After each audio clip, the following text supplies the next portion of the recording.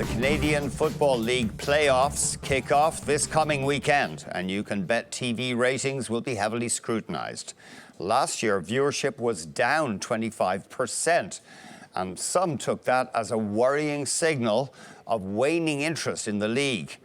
But as CFL Commissioner Randy Ambrosie tells Paige Ellis, the drop was simply a reflection of which teams made it to the finals. Some of it will be contingent on, who ends up playing in the game. And, that's just the way it is. And that's the way it is in all pro sports. But no, we're expecting a great TV audience this year. This is all part of this overarching strategy that we're creating around, we are going to make this a big CFL rather than a little one. I think we've been very much that's Canadian league. But what we've now seen is this opportunity to really make this a global football league and really be the global football league in the game. And we're hoping that over time will attract much bigger audiences. To that end, you've struck a deal in Mexico. Do you see a lot of opportunity to grow in that market? Do you see a lot of opportunity to get players from that market into the league? What's your strategy there? Yeah, so in fact, we now have 12 countries that are part of our what I call the coalition of the willing that have all joined this, and they see us as a true pathway for the very, very best players they have to have an opportunity to come and play pro football. And we've got players in the league right now from Mexico, from France, from Germany. We've got some from the Scandinavian countries. And this coming spring, we're going to have scouting combines all around the world. So we're going to do a more intense effort to find those best players to join the league. If you're being honest with yourself, do you think there'll ever be a time where an Alouettes ticket will be as in demand and hard to get as a Montreal Canadiens ticket? Well, in fact, you don't have to look all that far back that was true. Yeah, you go back to 2010, 2011, 12, that's called the Anthony Calvillo era. That stadium was jam-packed and it was hard to get a ticket, really hard to get a ticket. And we're not talking about 20, 30 years ago. We're talking, within the decade. Yes, absolutely. We're going to get to a point where a ticket into a CFL stadium is going to be really hard to come by.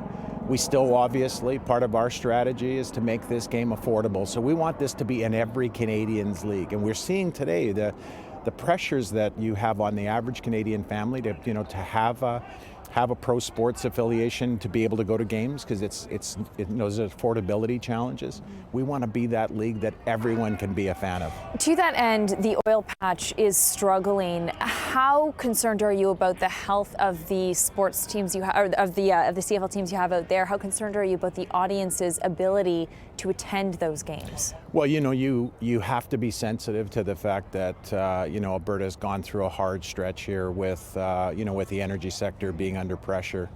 But having said that, two of our best franchises in the league are the Calgary Stampeders, run by Calgary Sports and Entertainment, and the Edmonton Eskimos, one of our great community teams, and they do so much work in the community. They're very accessible in their communities. So yeah, you think about these things, you do worry about them, but at the same time, these teams are doing amazing work at reaching into those communities, putting in the extra effort, building relationships with the fans. So yeah, it's both. It's a worry, but you see how the teams are handling the challenge, and it makes you feel proud. To what degree did the Raptors' success this year and now the excitement around the new season steal eyeballs? Well, I don't know that to my mind, I'm not sure I thought about it that way. I actually think what it did is prove the point that, look, of the 2 million people that went to that parade, I'm not sure that half of them know the difference between a double dribble and a free throw, but they were engaged in this big event, this gigantic global happening. We saw the same thing with Bianca. She won the Rogers Cup, and it was a very polite Canadian clap for her. But she wins on the U.S. Open stage, and now she's this national hero. So happy for her. But what it proves is it makes the case that why we have to change the narrative on our game away from small, folksy Canadian to big global CFL. And that's exactly why. So in some ways, I wasn't at all worried about eyeballs taken away. I was encouraged by what it helped reinforce that business model. Player safety is obviously a huge topic of conversation for everyone in the sports industry generally, but it's particularly a strong conversation in football. And we had Andrew Luck with the Colts, the quarterback, surprisingly retire very young, citing injuries. How was that received amongst the players and amongst the league? Well, I think in Andrew's case, he's one of the, we're truly one of the great talents in pro football, but you have to look at his situation. He was hurt and hurt and hurt and hurt. And, a lot of orthopedic stuff.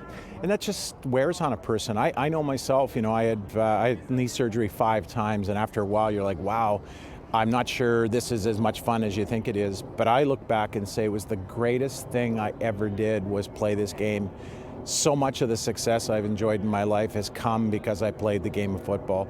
Our challenge and the opportunity is to keep forcing the issue of making the game as safe as it can possibly be. And I would argue it's never been safer than it is today. The way it's played, the way the equipment is better. Our players today, the Argonauts behind us are in non-shoulder padded practices. The amount of contact that we have our players go through during the practice week is down dramatically from where it was in my day. We're going to keep forcing the issue and pressing the point. We've got to make the game safer. The rules are changing. We're taking out that head-to-head contact, which has been so controversial, and rightly so. We're working hard on that. So the future is really bright for our game.